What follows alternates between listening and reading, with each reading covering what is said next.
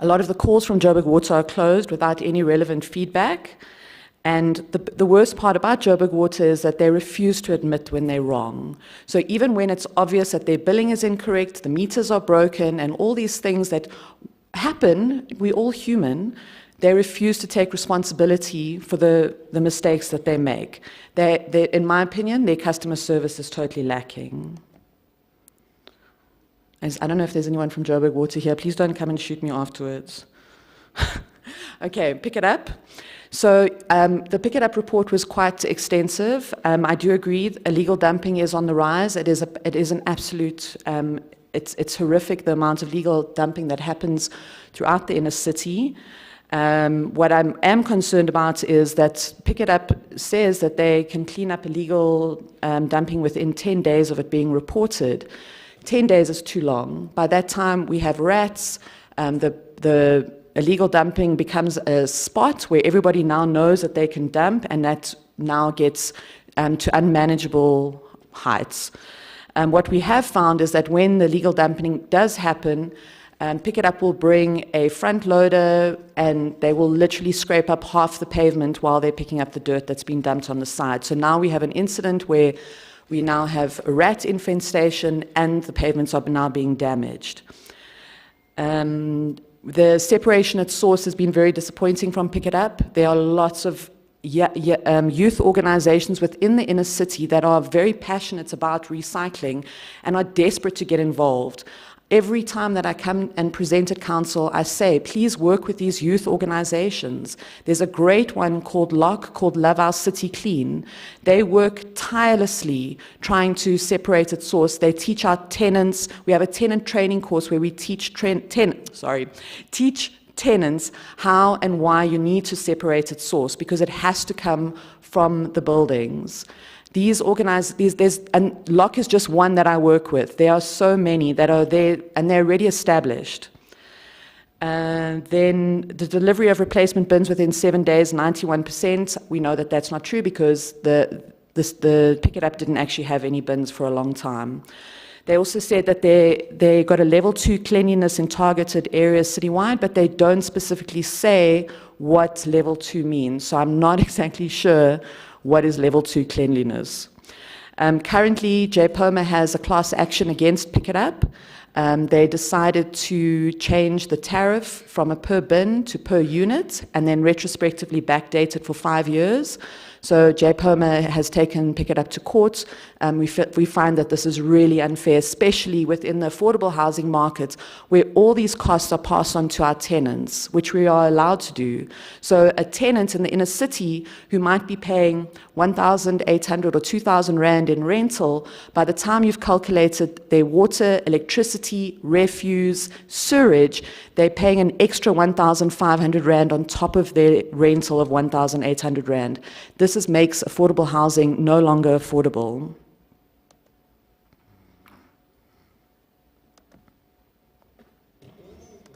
Okay. City Power, I was very impressed with the City Power report. They were really honest about what their challenges are, and I respect their honesty. I think out of all the reports that I read, it was the only one that really highlighted what their challenges are. In the last 2 years, I've seen a huge improvement in the customer service of City Power, and out of all the apps that are in the inner city, the City Power app is the only one that I have found that's really effective. As we all know, with load shedding, we have seen a huge rise in cable theft and vandalism. While going through the reports, there's actually not one single department in the city that isn't affected by theft, vandalism, and load shedding. These three things are going to be the downfall of the city. The continuous vandalism and theft of our cables and our infrastructure it's becoming beyond repairable. The City Power also mentioned that they're getting new meters, and I wanted to find out from them if the new meters are prepared for the solar, with everyone putting their solar in and feeding back into the network. One of the biggest concerns that I have with City Power is when we have hijacked buildings and we want to do a level 3 disconnection, we find that when City Power officials go to do the level 3 disconnection, the building hijackers attack them. So their lives are in danger. When I've had an incident where they went back to the building with JMPD, and JMPD and the City Power employees were all attacked. So we were unable to do a level 3 disconnection because of the safety of the City of Johannesburg staff. One of the things that we have picked up is that contractors, City Power contractors and Joburg Water contractors, in fact most of the contractors for the inner city will always do repairs after hours so that they can get their overtime rate. Just to give you an example, the City Power was 83 million rand over budget for overtime. For a city that is struggling financially, overtime should not be an option. It's scary that we have paid over 83 million over budget just on overtime. And then, as I said, contractors deliberately doing disconnections on Friday afternoon to get bribes. We do see that with City Power, but not as prevalent as it is in Joburg Water. The streetlights, there was a note there that for streetlights, they were 12 million rand under budget. This is disappointing considering the amount of streets that are left in the dark. For a city where the majority of the residents are pedestrians, streetlights are vitally important. That we shouldn't have any streetlights out. And in fact, the city should seriously look at implementing solar streetlights, so when we do have load shedding, people who are walking around the streets at night are safe and can at least see what's happening around them. So human settlements, this is obviously a big one for us, being in the property industry. So this extract was taken from the report, and it's basically, we have a housing backlog, and there are not enough there's not enough houses for the city in the inner city. And what we want to know from JPOMA is the city serious about housing? And if so, what evidence is there? When we look at the properties that have been rolled out from the city of Johannesburg in the last financial year, it's not even 900 units. Whereas with the private sector, we're rolling out anything between 5,000 and 10,000 units a year. And what are your plans for the sector? We would like to know from Human Settlements, what is Human Settlements doing? What is the plan? And are you going to include us in those plans? Because we have a wealth of knowledge. Oh. Okay, this is a scary slide for people who haven't looked at the report. So Joshco rental collection in this whole city is 56%, which means they're only collecting 56% of the rentals in the inner city. However, in the inner city, their rentals are only at 16%. To give you an idea, JPOMA members collect rent between 95 and 99.5%. Our landlords will literally walk around with a credit card machine if we have to. We'll make payment arrangements. We're very open to negotiating with our tenants to find out what their affordability is. And to give you an example, during lockdown, one of our members went through their rent roll and found all their waiters, waitresses, anybody they knew would lose their job during lockdown, and gave them rental holidays. They absorbed those costs. But what it did was it gave the tenants, it restored the faith that the tenants had in the landlord. So when lockdown was lifted, those tenants that got rental holidays started paying their rent again. And even now, at this stage, past the pandemic, we're now getting our rentals back to 98, 99%. Joshco has also had their accreditation downgraded by SHRA as the council's social housing institute. To be downgraded is unacceptable. We have a housing backlog of nearly 400,000. I do understand, according to their report, that they have had a lot of disruptions and a lot of turmoil within Joshco. However, we are concerned of the lack of accountability. A great example of a Joshco building is Casimir, which was hijacked probably about 6 months to a year after it was released to the public. That building is now a safe haven for criminals and criminal activity, and you cannot even walk past it on most days. And that is a Joshco managed building. JPOMA would like to offer Joshco and the Johannesburg Property Company access to our building managers course that we developed specifically for inner city properties. It deals with things like communicating with tenants, collecting rentals, understanding why buildings need to be maintained, working closely with management on budgets to understand why you have to repaint every so often. It's a very extensive course, and currently JPOMA has qualified 256 building managers within the inner city. My JPOMA members have offered their services to Joshco and Johannesburg Property Company to sit around and help with the management of your properties. We're willing to do a workshop and share our knowledge, collective knowledge that we have over the last 25 years. The JRA, we all know the JRA and their potholes. So very difficult to engage with the JRA. The app is not very effective. We know that once they've filled a pothole, we don't know how long it is until it needs to be done again. There's very limited proactive maintenance. In the financial year in question, there were 96,000 potholes reported, and just over 50% of those have been repaired. And yet, the budget they've only spent 85% of their budget.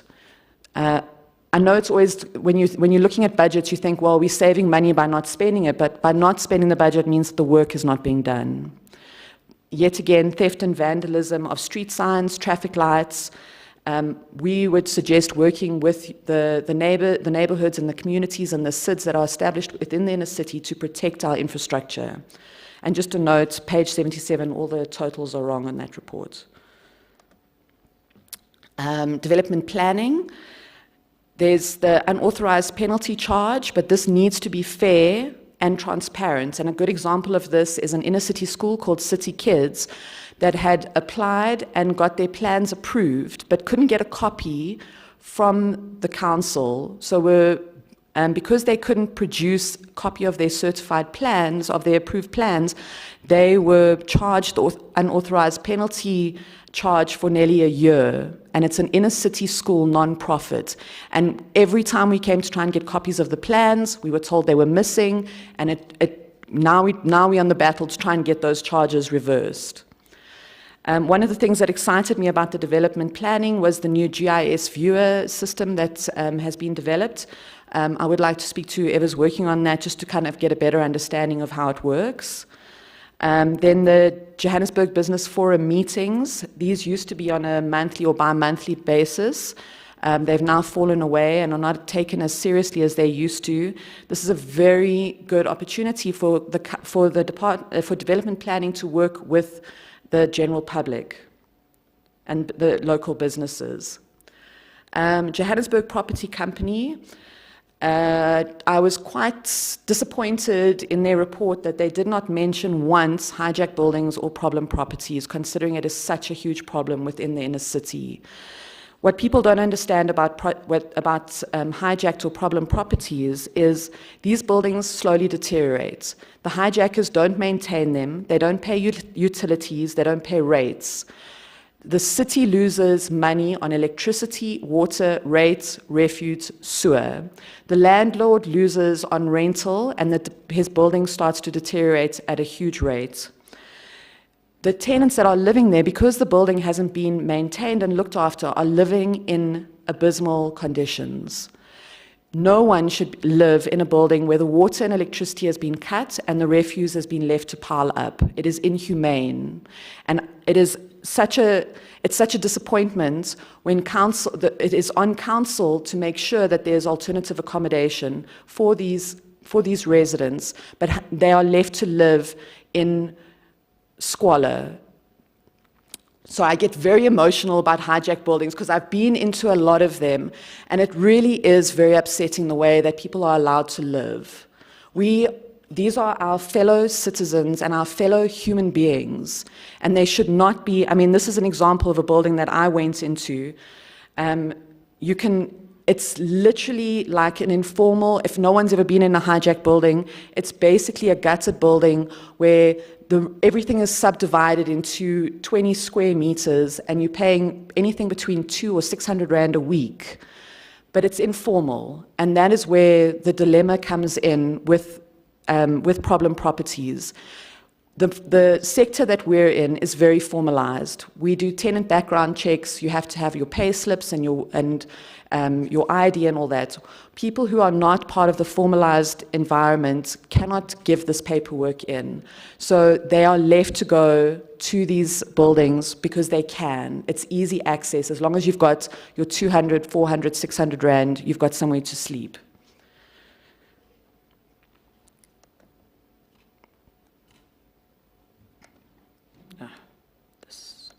Sorry, I don't know why it's not moving. Oh, there we go. This is also an example. You can see on the photo on the side, that was the lift shaft of a building in Joburg. That was about 2 years worth of rubbish. The lift shaft had been, all the metal and all the motors had been pulled out, and the residents were using the lift shaft as a dustbin because there were no services to the building. There are various task teams that the city has put together for problem properties. However, they haven't been very effective to date. We would like to offer our knowledge and expertise to the city on anything to do with hijacked buildings. In my 18 years in the inner city, I unfortunately or fortunately have become a bit of an expert on it. So I'm here if anyone would like to talk about that. Then these are just quick ones. So community development, there is opportunities to work with the private sector. We have buildings, we have tenants, we have communal spaces. A lot of the work that you do is to get access to people for health services and all that. We are here. You're welcome to use our spaces. Johannesburg City Parks and Zoo, the inner city parks budget, only 10% has been spent, which is evident when you look at the parks in the inner city. The only parks in the inner city that you can go into are the ones that are managed privately, which is very unfortunate because we have such beautiful parks in the inner city. GFIS, Group Forensics, the public perception, they've lost faith in GFIS. I've reported, I don't know how many corruption cases, and I've never had any feedback. The Ombudsman, this was taken out of the Ombudsman's report, which I think speaks to all of the organizations and my experience as well. Low responsiveness of cities' entities on the logged complaints resulting in delays resolving complaints. Basically, the Ombudsman is in the same position that we're all in. They can't get hold of the entities to resolve billing issues. Public safety. So this in the inner city, public safety is on our high list of priorities. Fortunately, we have the city improvement districts within the inner city, and as long as you're in a CID, you're pretty safe, and it's clean, and it's neat, and it's well managed. The minute you go out of a CID, you're stepping over rubbish, there's no pavements, and you will probably get mugged. We have to find a way to close those gaps between the CIDs. We cannot allow our tenants and our residents of the city to walk from one block to the next where it's clean and then it's not clean. The whole city should be as clean as a well-managed CID. There were 1,890 Metro police officers, but they're not managed very well. If you drive through certain areas of the city, you can see they conglomerate around corners, they are all chatting to each other, they're distracting the security guards from the CIDs, they need to be managed correctly. I'm very fortunate that I have a couple of the police stations who have approached JPOMA to work with the residents.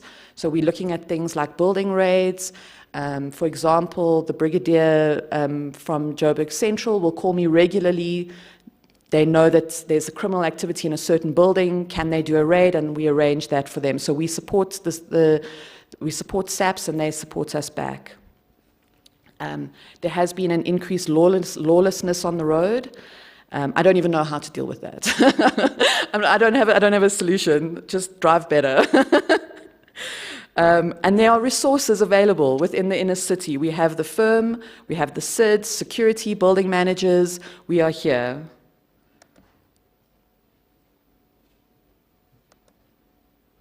Service delivery. So I'm sure all residents feel like this, that you're continuously paying the city money, but the services are not being done. So that therefore there's a low level of trust and confidence within the inner city. Most of this is a repeat of the other one. You know, some apps are better than others. Basically, we've got to a point where the high administrative costs and the bad service delivery is degrading the desire to invest within the inner city. I'm just going to skip that one. And this is my second last slide. So this is quite an interesting one. I didn't go through the whole financial report because I'm not a financial person, I'm a practical person. But one of the things that really jumped out to me was something that was part of the auditor's financials, where the irregular spending amounts. And if you look at that, irregular expenditure amounting to 3.5 billion rand. And then fruitless, wasteful for there's so many zeros, 585 million, and authorized expenditure of 1.3 billion. This is taxpayers' money that is being irregularly spent, fruitless and wasteful and unauthorized.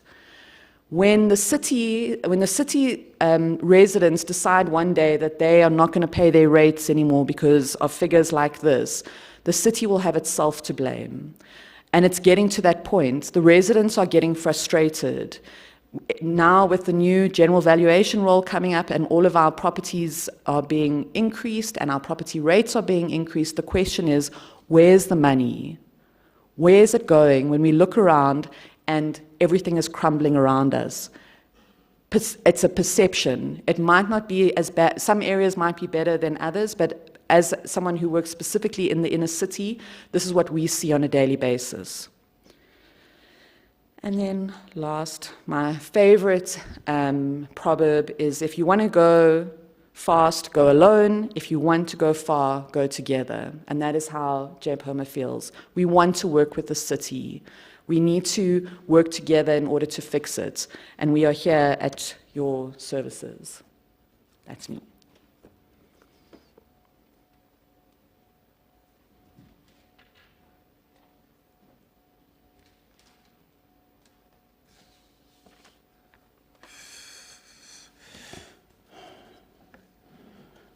Thank you very much, GM. Yeah, that presentation was like talking to everyone for sure. That one is clear. But as usual, you're going to take hands for clarity-seeking questions, if there is any.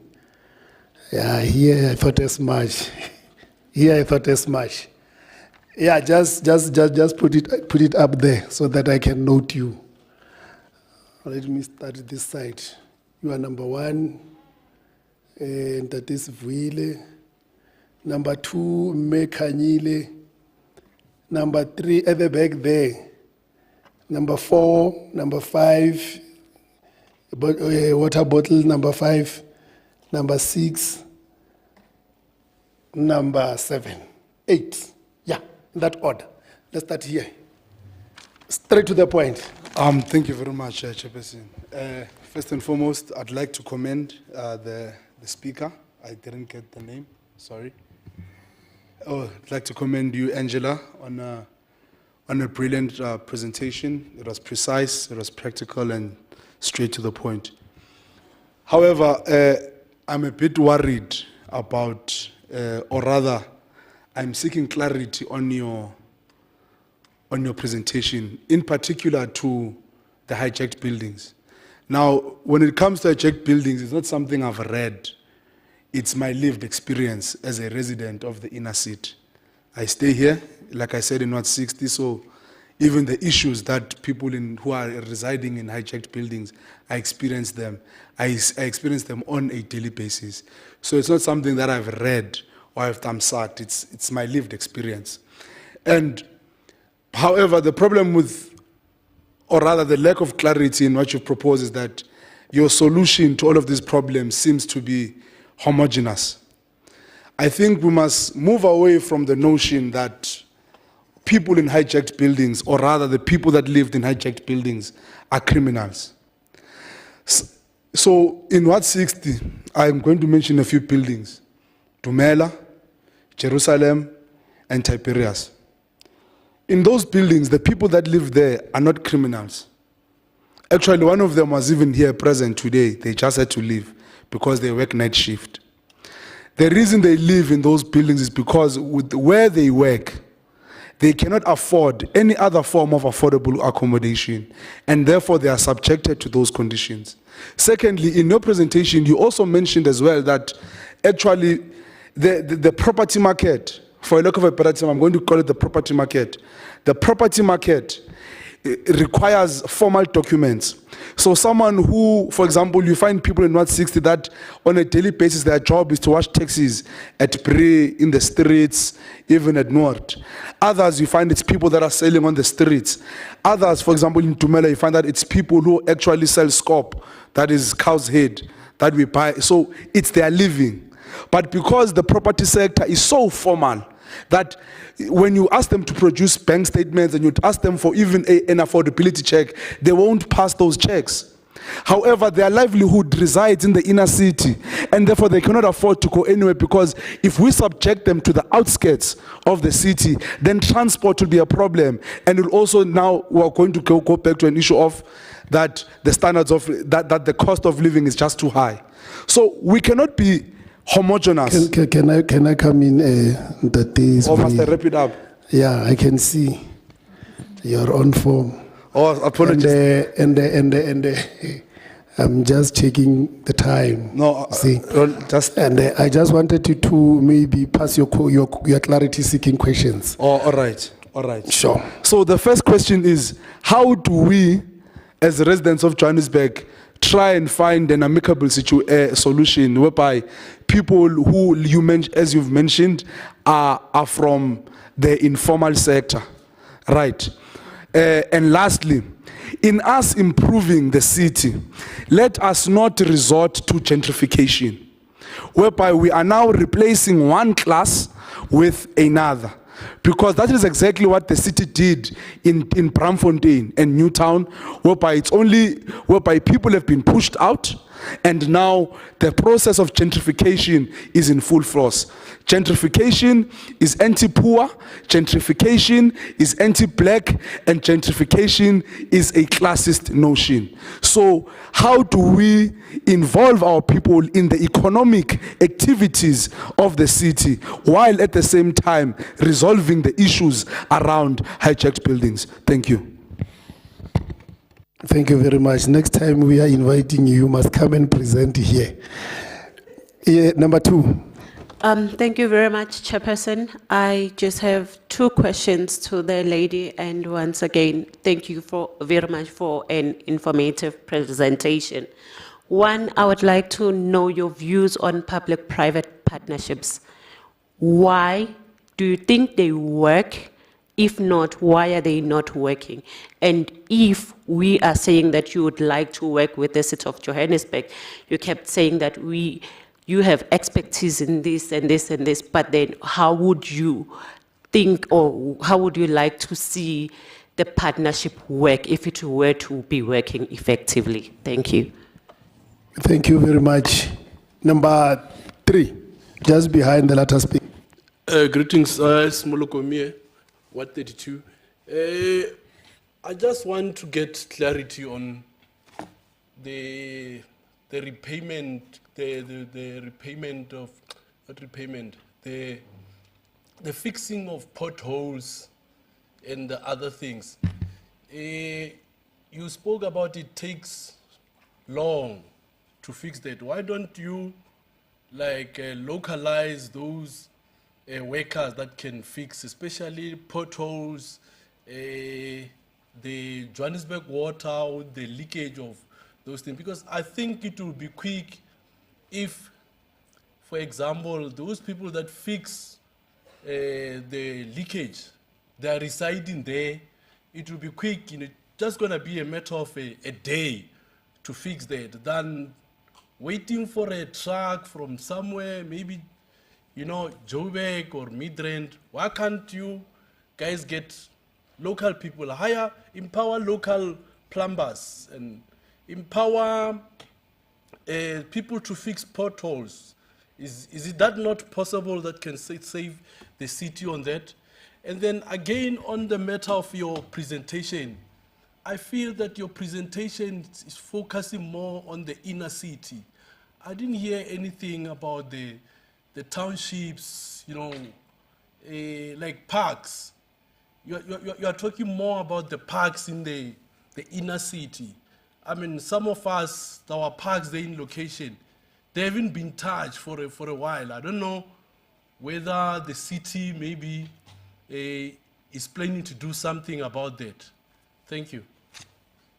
Thank you very much, Ntate Moloko. We move to our fourth speaker. Thank you, Chair. My name is Emma from Johannesburg South. So I need a clarity regarding the flats that's out in the south, because was not occupied in the past 6 years. So I don't know, because I can hear Johannesburg is talking about rates need to be paid. But who's paying those rates for those flats for the past 6 years is not occupied? I thank you. Straight to the point, thank you. Fifth speaker. Thank you, Chair. Chair, I note some few things here. The lady Angela, yeah, so before I can go that, I see that all of us here, we look so beautiful and nice, but our town is very, very embarrassing. It's very, very dirty. So I'm very disappointed to all of us when we are here. So, like she said, there's a street light that is 12 million budget, under budget. So on that one, I think maybe she can come with brackets and come with better solution to maybe that 12 million can go down maybe at least to 6 million. And then it's possible. You just need you guys in this room to work together.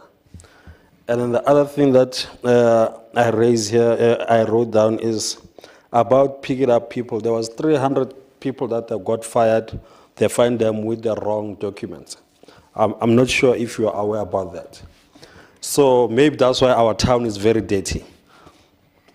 And the other one, and the JRA is dead, Chair. Chair, just remove that thing and employ people that are going to work your town. Simple as that. If people don't want to work, put them aside, employ people that are going to make the town clean. And then the last one, with the JMPD. The JMPD, Chair, I'd like to ask maybe if they have a proper trainers, people that train them how to prevent crime, because what is happening in the inner city in front of them is embarrassing. They even run away when the crime happens in town. So I don't know much that's happening in the township because I'm staying in the inner city, but can we please check on the solution on those things to prevent crime? Yes, we won't finish it in one day, but let's try just to minimize that. Thank you. Thank you very much. Number 6. We are done this side, right? We are coming this side. Oh, yeah. Ntate Daniel. Thank you very much, Chairperson. Thank you, Angela, for a great presentation. And I'm going to try and use that difficult word, what is that? Gratification. Here. So you mentioned that the budget that you're working on is around 13 billion. This is the budget that is used to work on, I'm not sure which term to use, affordable housing or social housing or low-cost housing. These terms change every day. But the issue is that, and maybe it's a legal issue, is that when these programs or housing, affordable housing programs are earmarked for affluent communities such as the one where I reside in, you find residents who are obviously are contributing to the revenue of the city, opposing those developments and actually going to tribunal to contest that those projects will actually affect their property values. Even though you are saying in your presentation that you are equipping or you are supporting private property developers to actually take over properties that can be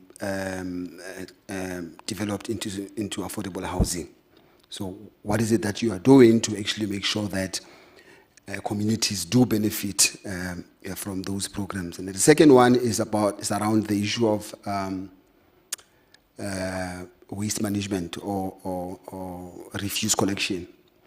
I think the city had made a provision for households to get those refuse bags where they can sort their own waste, and pick it up will just literally come and take them to the landfills, which is also not very sustainable because the city is running out of landfill spaces and it's becoming an issue. So recycling is actually the best alternative to resolve this issue and also mitigate other environmental issues that might be of direct consequence of waste management.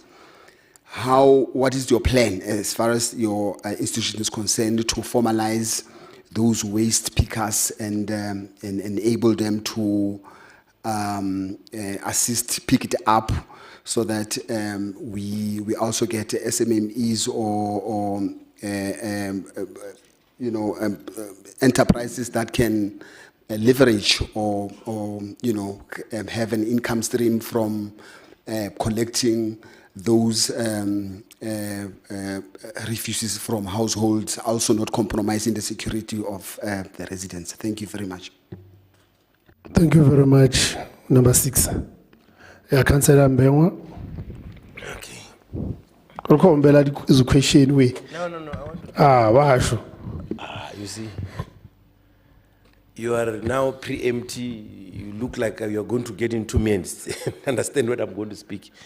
I think here, there's something that I wanted to say which is going to be very good. And I want everybody to take it kind.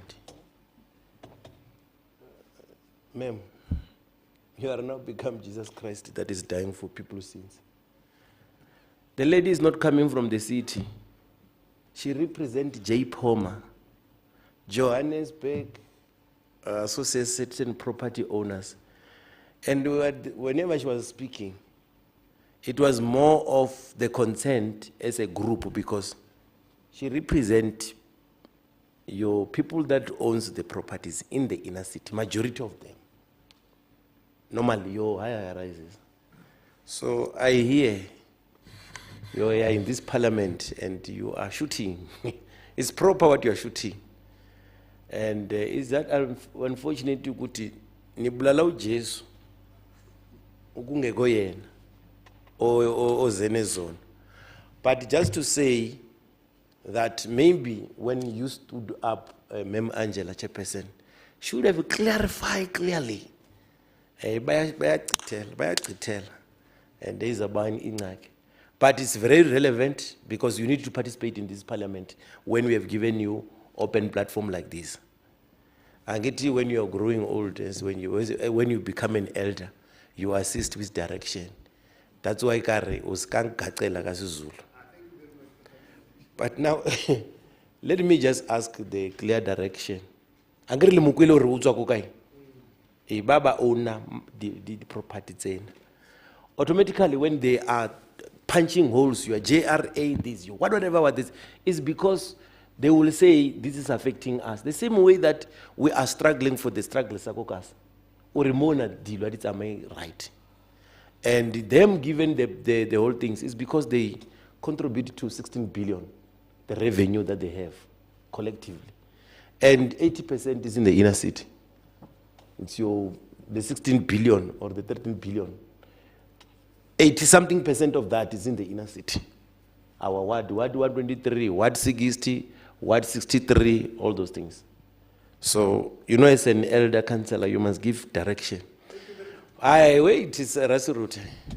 Now, I wanted to ask you a direct question. Now that I've given direction, I want to ask you a question. We have got challenges, and I do agree that majority of your properties are losing value because of everything that's happening. But are you going to keep on standing on the outer side and not coming in the platform? Based on the question, I forgot the lady that she raised there to say that, do you believe in private-public participation now? So saying that, I'm going to narrate something, and I want to give you this as a package. I was sitting in my ward, Dronfontein and GP police station. Unfortunately, we were not invited. But it was a relationship initiative. There was all the taxi owners and the speaker from the province. There were progressive things that were talked. And the conclusion was that instead of us complaining, let's come to the party. But the question that I'm saying, given the fact that the city is broke, the city,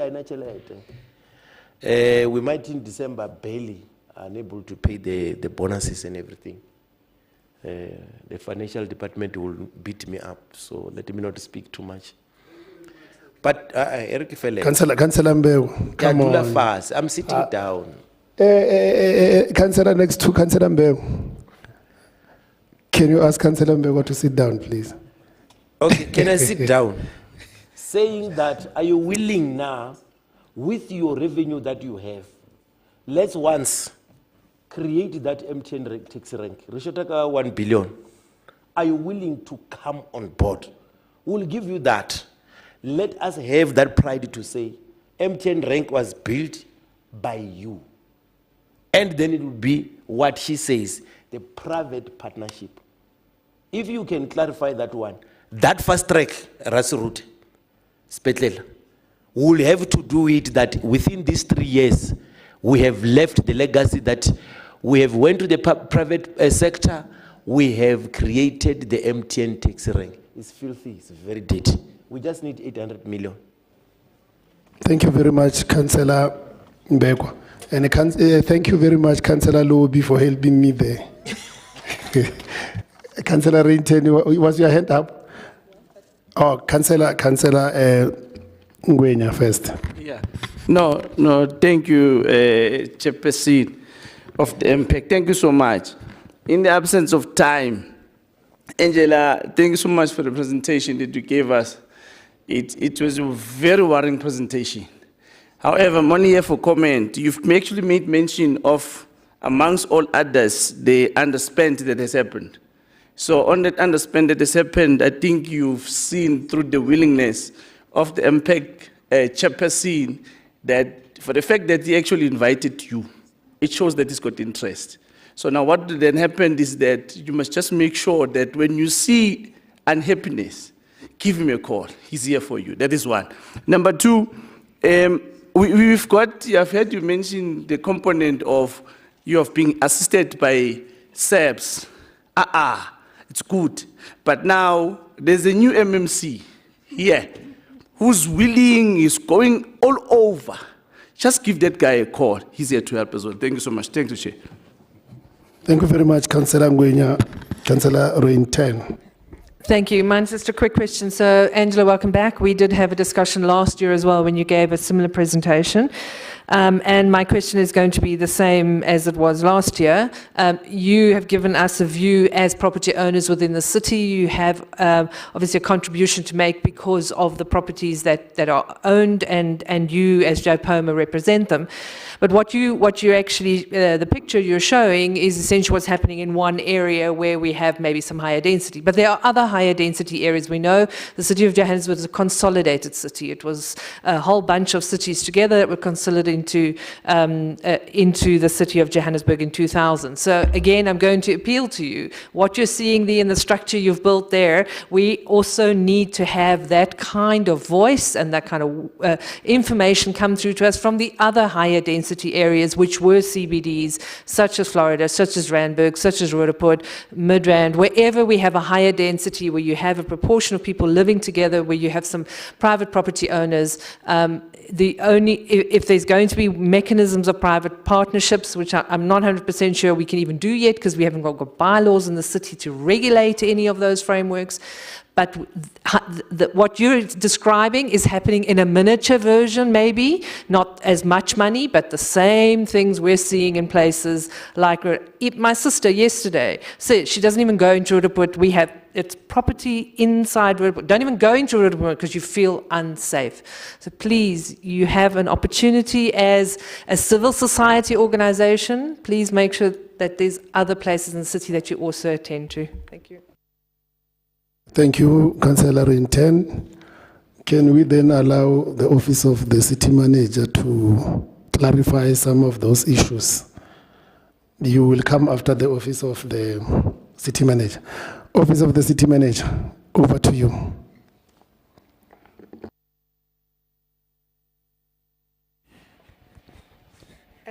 Thank you, Chair.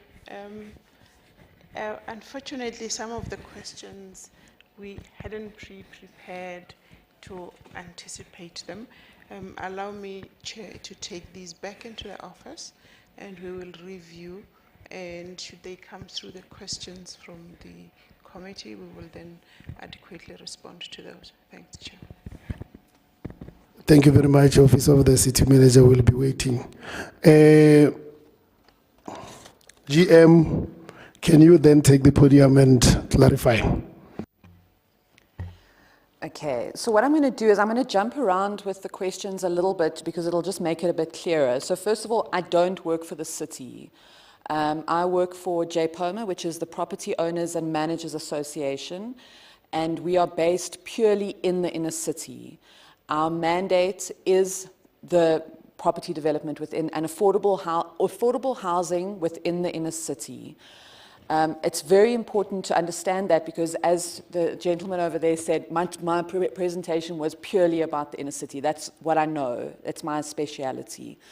JPOMA was actually formed at the request of council. So in 2004, when a lot of people left the inner city, the big banks left and corporates left, there were a group of developers that stayed behind and started buying up the buildings to turn them into affordable housing.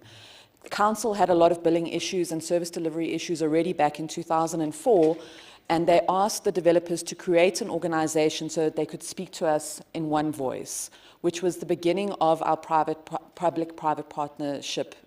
That was when it was established. So JPOMA has always been the chosen organization by council to deal with private issues. So that's just so we can answer, then everyone gets a better understanding of where I'm from. So the hijack buildings, I misspoke when I said that they were full of criminals, but they are a safe haven for criminals. If you look at buildings like Casimir, we've had security guards shot outside the building. And I'm not saying that all hijack buildings are like that. What I'm saying is that people should not be allowed to live like that. And that is the issue that I have.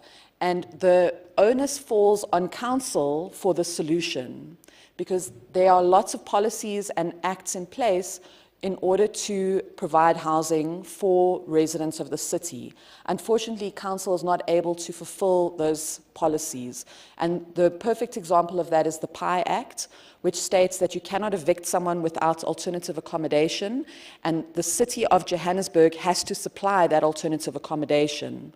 So in an ideal world, what will happen is you have a hijack building,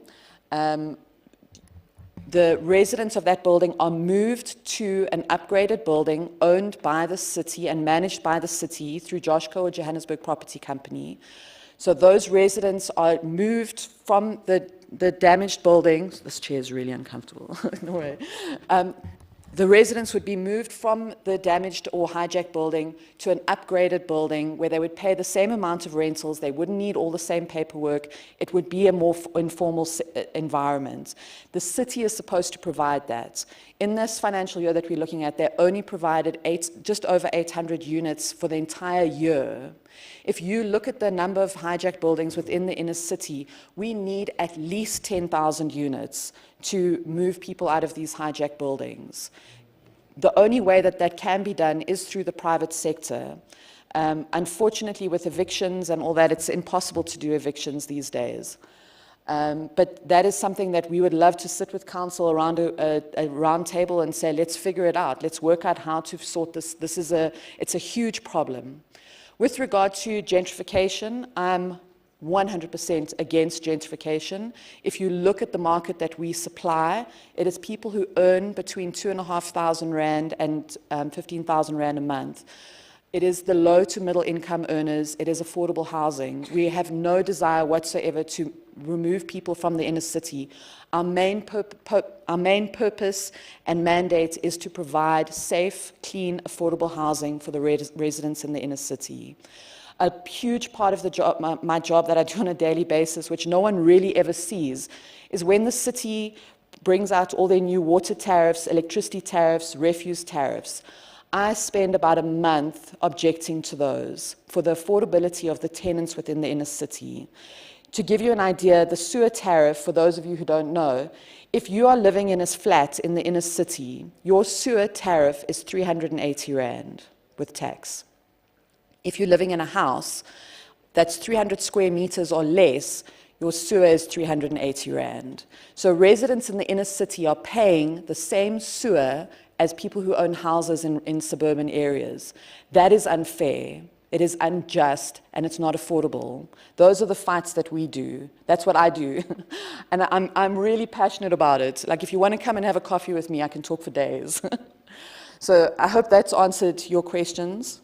I would have loved to have met your friend that was here, because I haven't had an opportunity to actually communicate with people from hijacked buildings. I usually go in after the building has been cleaned out, and I do all the photos and the assessment to see what damage has been done. For the views on the public-private partnership, I'm going to come back to that, because I'm going to get my colleague Stephen to answer that question. He's from Local Abode, and he manages the majority of the SIDS within the inner city. Okay, so then this question here, that would have to be answered by the inner city, by the city of Johannesburg. I don't work for the city, so I don't know how to empower the residents. Let me just see. Emma, I'm afraid I can't answer your question either, because I don't know Joburg South. I'm in a city, so I'm hoping someone else will be able to help you with that. Then I've got, let me just see, the JMPD training. I believe that they are trained. The officers that were put into place were trained. They were trained throughout the year. They come from Herman Mashaba's when he was the mayor, and they did go through, I think it was a year's training, if I remember correctly. Let me see here. Okay, I have a huge problem with people who object to housing developments. I think that one of the policies that the city has written is the inclusionary housing policy, which I think is one of the best policies ever to come out of the city, which forces developers to include all different social groups within a property, and to stop separating people because of their economic restrictions. So I support 100% any development that allows people to live in clean, safe, and affordable housing. Let me see, separation at source. What is our plan? So our big plan that we have at separation at source, which we started before lockdown, is we train our we work with LOC, as I said, to teach our tenants how to separate at source. So they go door to door, they get given a bag. We're not asking for separation of plastic, paper, glass. We're saying just keep your food waste away from everything else. And then a good example of that is we've got a program running in Ponty. They've built us a recycling bay in their parking, and we go door to door. We teach tenants how to recycle at source. When it comes downstairs, it gets the recycling is then sorted out downstairs. We are looking at things like trading trash for airtime, because once you put a value on rubbish, then people will be more involved. Let me see, the underspend, there's not much I can do about that. We have to ask the city why they're underspending. And as far as high density areas, I'm still only one person. So a year later, it's still me on my own. The inner city is a huge space, and it keeps me pretty much busy all the time. So we were looking at a national expansion, but we just financially, we're not able to do that. JPOMA has spent all of its reserves on suing council for the refuse charges and for the sewer charges that I mentioned earlier. So in the next tariff cycle, when you suddenly get your sewer charges significantly reduced, know that that's the fight that we were fighting. And then I'm going to pass this over to Stephen now. Thanks, Angela. Just on the public-private partnerships, these are well established within the city already. We've had several occasions where the private sector have taken on some of the responsibilities of the city council to ensure service delivery. Prime examples are places like Main Street, Gandhi Square, Fox Street, where the private sector have taken leases over that public space. They've upgraded, they maintain it, they make sure that it's functional. The gentleman to my left, Joe, I see, has stepped out regarding the new MMC for public safety. As part of the firm, we actually work very, very closely with the new MMC. And to go to a question that was on this side about the training for JMPD, in a meeting I had with the MMC yesterday, he's requested the firm to look at if we can't bring international best practice training for the JMPD, the likes of the Navy SEALs within the States, so they can better equip the officers on the ground. They're also looking at a public-private partnership with us for things like body cams and dash cams for the vehicles and for the officers to make sure that they are looked after better. And the last thing on the public-private partnerships is we are about to wrap up an agreement now at the moment with the JRA, where big property owners at big intersections that have generators or backup powers in their building will actually put the traffic lights onto those generators. So during times of load shedding, your traffic lights will still be fully operational. So I just wanted to clarify that on regard to the public-private partnership. Thank you. Thank you very much, Dr. Stephen. Back to you, facilitator.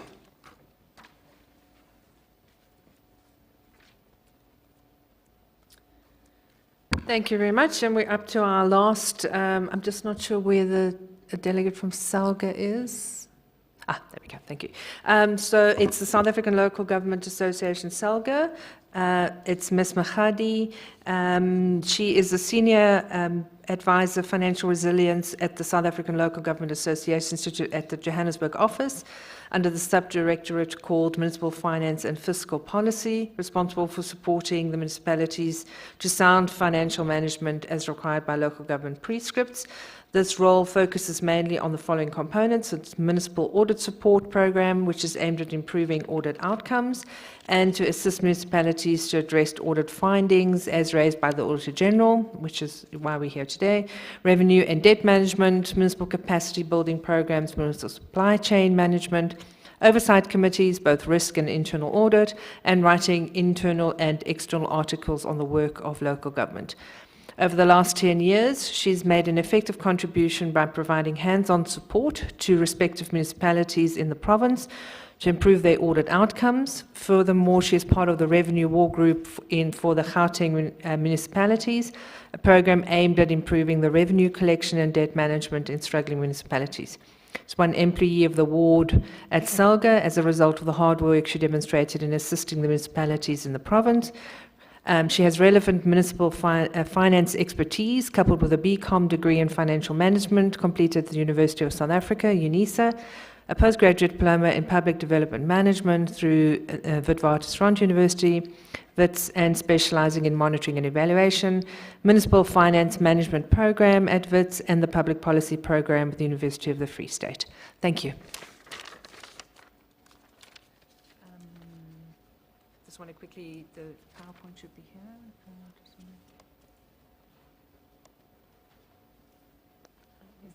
I don't think it's the right one. Let's see. It must be like this. Must be like that. Yeah.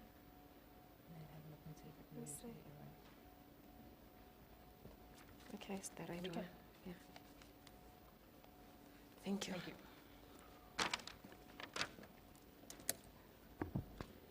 Thanks, Chair, and afternoon, honorable members. Chair, I'll try my level best due to time constraints, and also just to inform members that our submission will basically based on the audit processes within municipalities.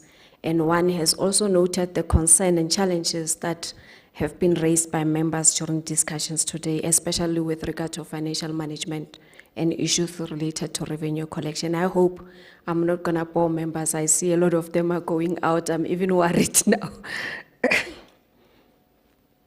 Chair, with regard to the outline, the presentation will mainly look into the report based on the procedures of the audit, and furthermore to that, we'll look into the project that we are running as an organization, and also look at the support broadly in terms of what we do in other municipalities.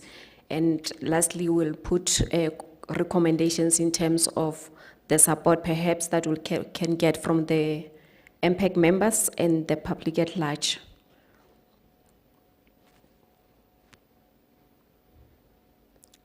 Something is not right, it's not moving on my side.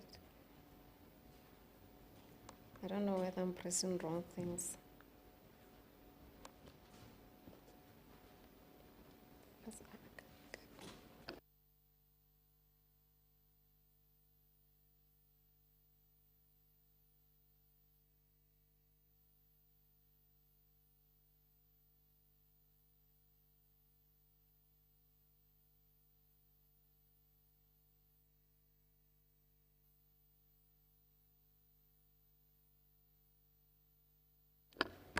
Apologies, members. The first product that we are working on is with regard to the processes of the audit, coupled with the hours that we are planning to do as an organization.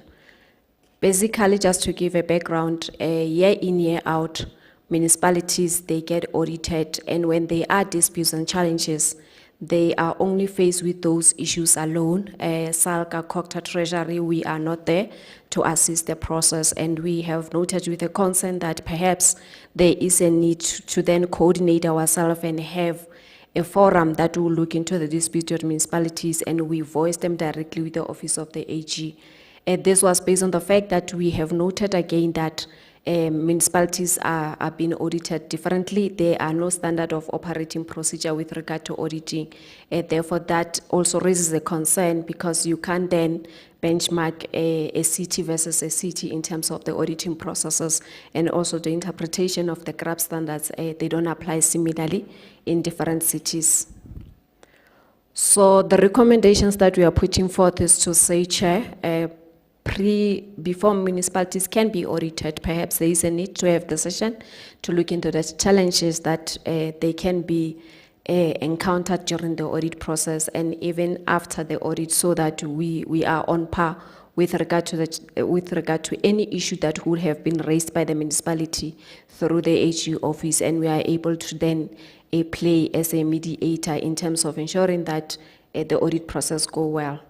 Because in most cases, some cases, they are left unresolved, and then municipalities will be disqualified in the process. The committee will sit 4 times yearly and will also be chaired by one of the municipal managers in the province. The second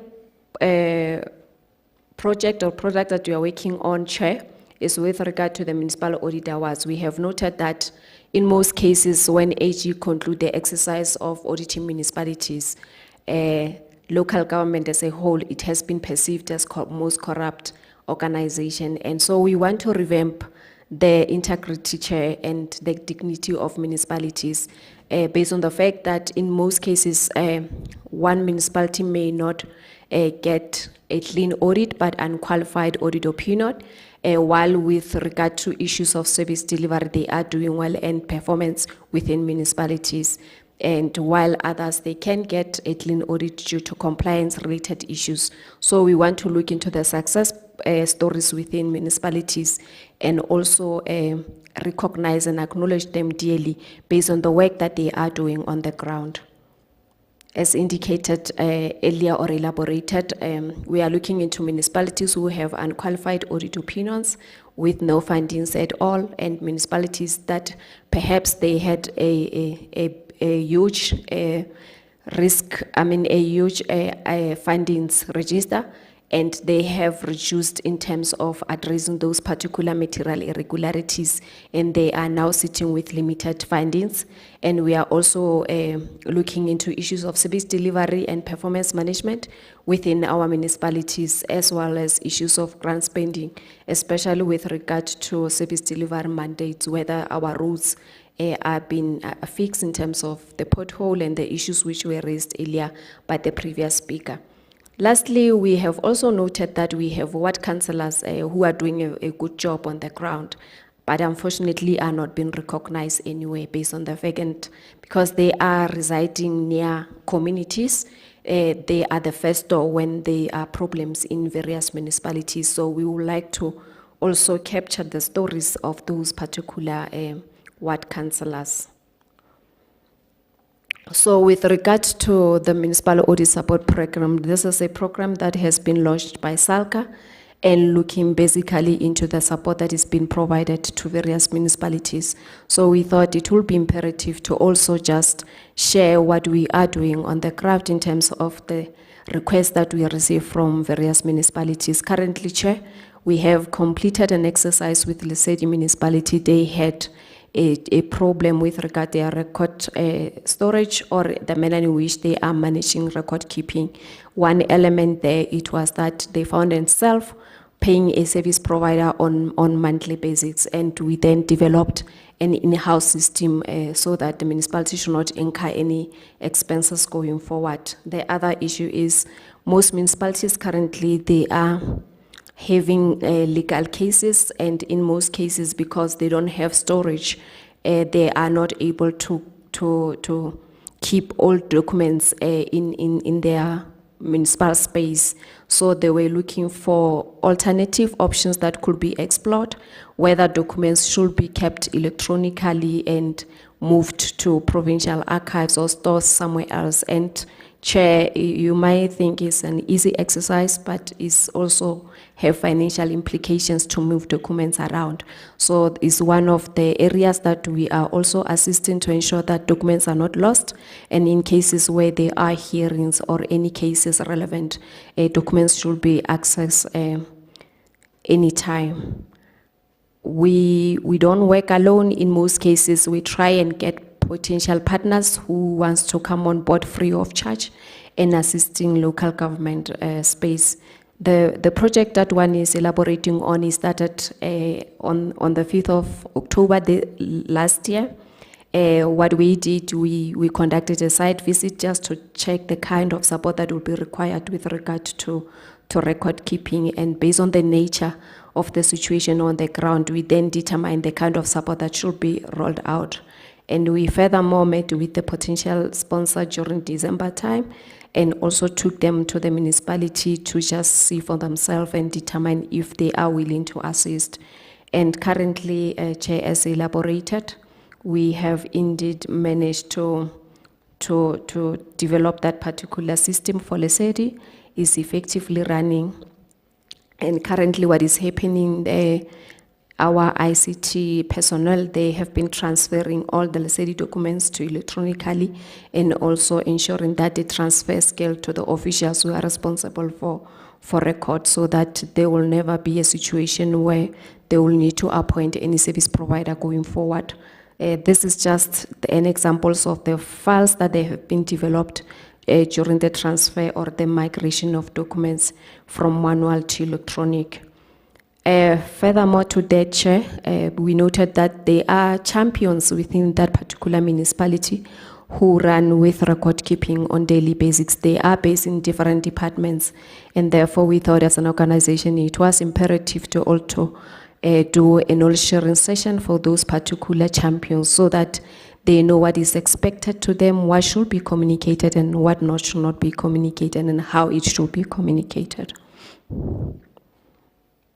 With regard to the sponsorship, is an exercise that will be completed soon. This is basically based on the storage, as elaborated earlier on. So there are documents that they need to be moved from the file office or the registry office and put in a safer place for illegal purposes, or when there is a need for reference in future on any other issues that would have been discussed in the council. The other program that we have found ourselves, Chair, we have currently been embarking in different municipal account strategic planning session, mainly based on the fact that we want to craft a support that is informed on the ground, and we don't impose any support to municipalities. So we have been partaking into the Emfuleni Sidiweng City of Tshwane, and today we are engaging directly with yourselves. So in terms of the Audit and Risk Management Committee, we are also partaking into 2 municipalities in the province based on the fact that they have requested or given us a space to sit in their Audit and Risk Committees, that is Emfuleni and Lesedi, purely to look into the financial management issues and the oversight related issues and provide advice where possible. Mogale City in the province, they indicated to us, Chair, that they have developed a supply chain management regulation. However, the only people who have been trained in that regard is only your municipal official. So they saw a need that SALCA should come on board and also transfer skill or knowledge within the Mogale Council. This was mainly for councillors, and it was a specific request that was made specifically for the councillors of Mogale City. This was based on the issues that they have been faced with. The first one is the abuse of Section 32 in terms of utilizing service provider from another municipalities that they have undertaken a certain service, and it seems as shortcut, but municipalities differ in terms of the role and responsibilities and the needs within their cities or regions. Secondly, it was an issue of abuse of the term emergency procurement transactions when procurement plans are not adhered to completely. They will then opt to regard those particular transactions as emergency or agent. And the councillors also raised an issue with regard to the subcontracting within their council, that the contract or the SLA that they found themselves entering into, they are not clear in terms of what is expected from the main contractor in the role and responsibility of the subcontractor, so that service delivery issues are then attended to effectively, because in most cases, work is given to subcontractors and projects are not completed, and payments are made, and while projects are not completed on the ground, and no one takes full responsibility of that particular exercise.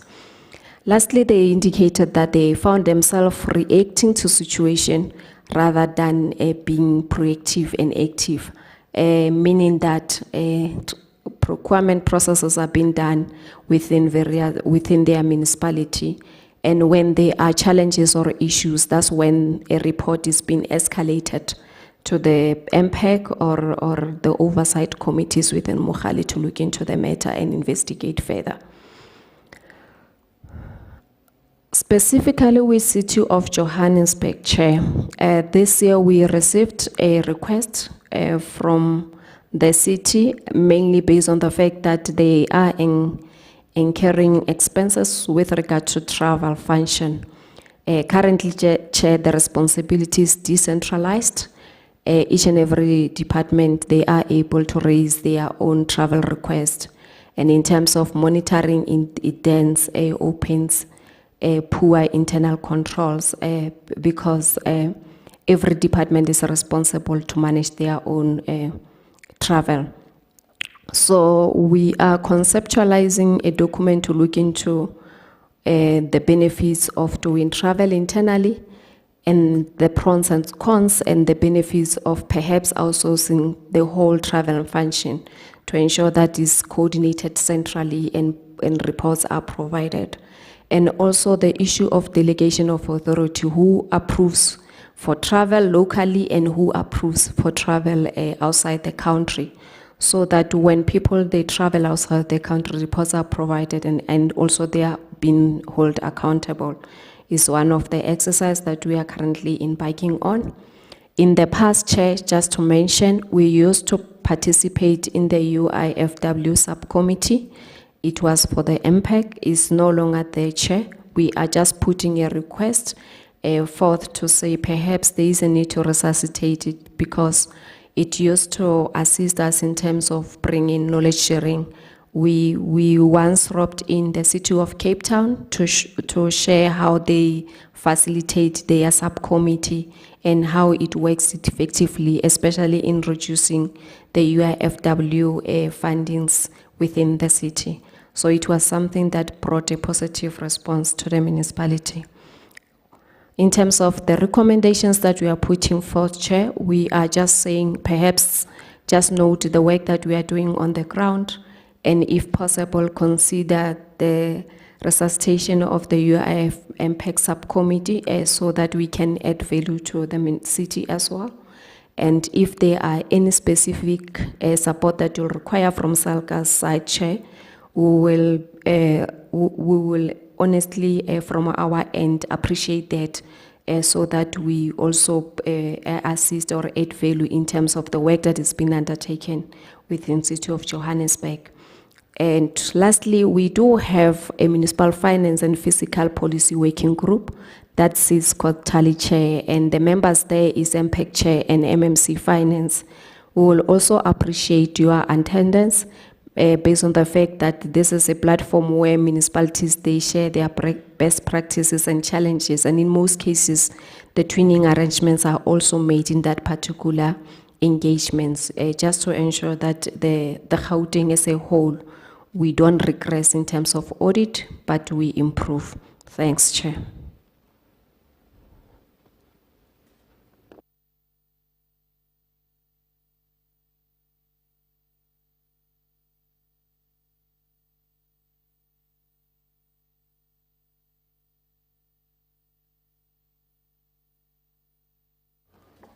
Thank you very much, Memo Khadi.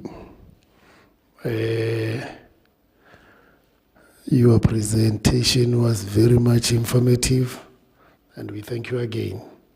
But as usually, I can see one hand already. It's up. Let me start here. That one is a fresh hand, that one. You are number one. No, you are number two. Number one will be Tate this side. You'll be number one, number two, number three, number four. You're number four, Councillor Winton. Sharp. Chairperson, thank you. It's just a brief comment. Just to commend SALGA on implementing new data storage strategy.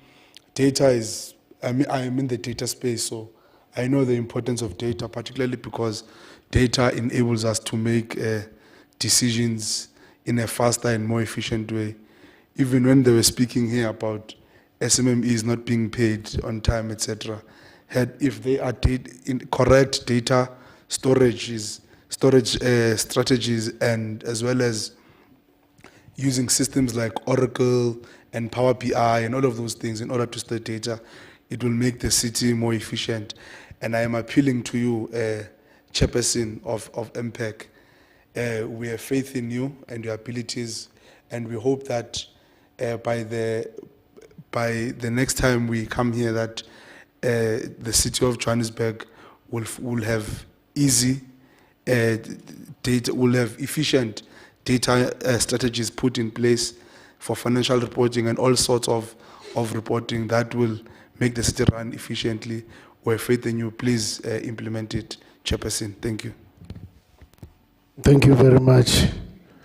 We'll do exactly that. Yeah, Councillor Lobby.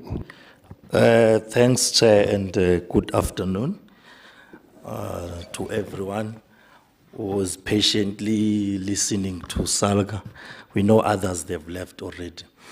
Mine is very short, Chair. I know we are exhausted. Thanks for the presentation, Mamu Batingmanu Khadi. Siyabonga. As we know, Chair Uguti, as the city of Johannesburg, we are members of Salga. We just renewed a membership. Councillor Roundtable will agree with me to say we renewed our membership. We're members of Salga in good standing.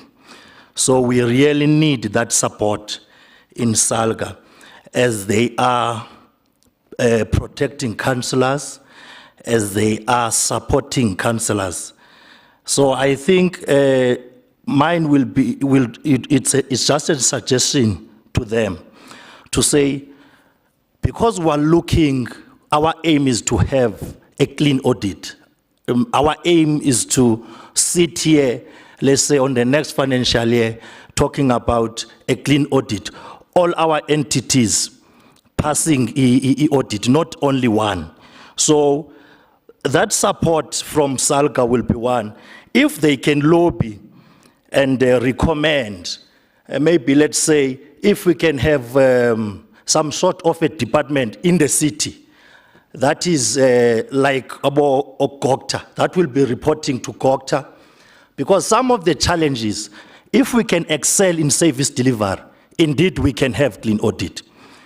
Because some of the challenges, if we've seen on the previous presentations, your load shedding, it's not a city problem. If you're checking your ESCOM and all of that. So if we can mediate on that, Salga, to say, how can we keep those spheres of government accountable? How can we keep provincial, national accountable as the city of Johannesburg? Because they are not operating on the air. They're operating on the ground where municipalities are. So if your PRASA will not do your grass cutting, and then your ESCOM will be busy with load shedding and rainwater, there is no water in our reservoir, how can we then mediate? So I would like to say to Salga, can you please mobilize on that to say, to keep those other spheres of government accountable? Thank you. Thank you very much, Councillor Lobby. Moving right along to Councillor Ngwin. Thank you, Chair. Advisor Mgad, on your presentation, I'm standing firmly on this one. On your presentation, I just forgot the number of presentation. You had then put in there that there's a recognition that you do for ward councillors. It's there. So now the question to you is that, is these strictly for ward councillors? What happened to the PR councillors? Or are you guys not recognizing PR councillors? Please clarify on that. Thank you so much, Chair. Thank you very much, Councillor Ngwenya. Councillor Rain, 10. Thank you very much. Just for the speaker from Salga, so I just want to take you to page 23 of your presentation, where you state on the I think it's the subcommittee and also the recommendations that you make on the subcommittee in Johannesburg. There was a reason why the subcommittee was actually stopped. So there was a reason why Impact decided not to do it. We were all brand new in the Impact. There was very few people that came through from previous Impact sat in the previous term. We needed a period of time to consolidate and to make sure that everybody understood what these concepts were. We had the training. We started that all in May, June. We started with UIFWs. We had a strategy that some of us had, were going to contribute at our strategic event. We had the 2-3 days where we had everybody present, but we never had the strategic day to make the planning on how we're going to take our committee days forward from September last year, and then we didn't have impact meetings. So there is a need for a subcommittee, but there's also a need for the subcommittee not to be exactly the same as it was before. We've got a different strategy looking at the UFWs as to how we could potentially have the most benefit out. And we'd appreciate help from Selga, but there was very specific reasons why we stopped the subcommittee at that stage. Thank you. Thank you, Councillor Renten. Memohadi, can you clarify us? Thanks, Chair. The first one, Chair, was a proposal. I take it, Chair, but I will respond to Councillor Lobby in terms of the involvement of other departments. Chair, currently, we have noted that all of us, COGTA, Gauteng Treasury, and SALGA, we are working in silos. So we have collaborated in terms of ensuring that we support municipality with one voice, and the support is coordinated. Municipalities, they don't find themselves engaging different departments individually. So those particular efforts can just then document the concerns that they have, so that when we have those particular engagement, we then go through them so that a proper advice and support is provided in that regard. With regard to the recognition of awards, this is from Councillor Ngwenya. Chair, this is a proposal that was made currently to our IGR structures, because in the past we used to recognize municipalities, not individuals.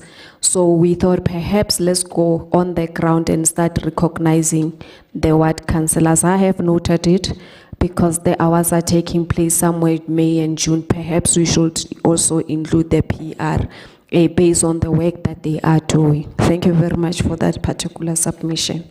I guess it was an oversight from us, because we are not working on the ground, Chair. We only use a desktop research.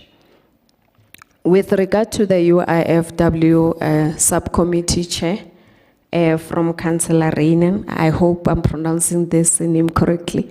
Chair, we noted the delay that made the subcommittee not function, and we are also committing as an organization to say we'll avail ourselves as and when needed, so that we add value into this work that the city has already developed. Thanks, Chair. Thank you very much. Back to our facilitator.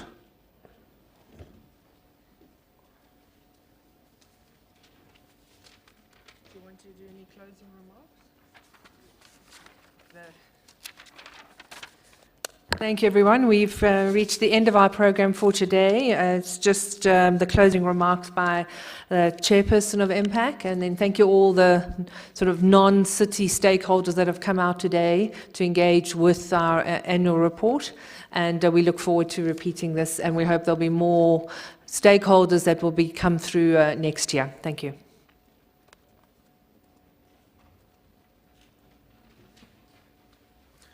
Thank you, Councillor Renten.